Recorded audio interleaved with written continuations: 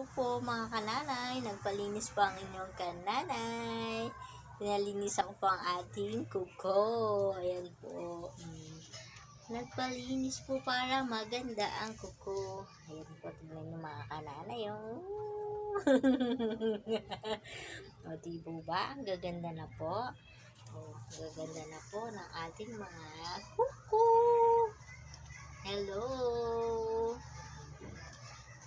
Pagkatapos po niyan, ito namang kamay. Itong kamay naman po ang ating palilinis. Hindi pa po siya tapos yung kamay.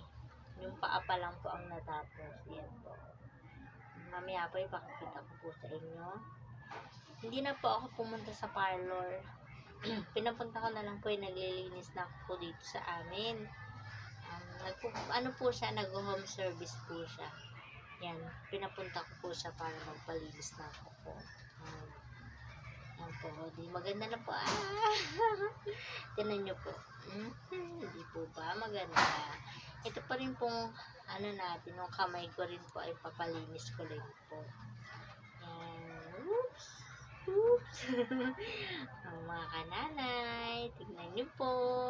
Paminsan-minsan po, kailangan din po natin ganyan. Magpalinis po tayo ng ating mga kuko. Mga kananay.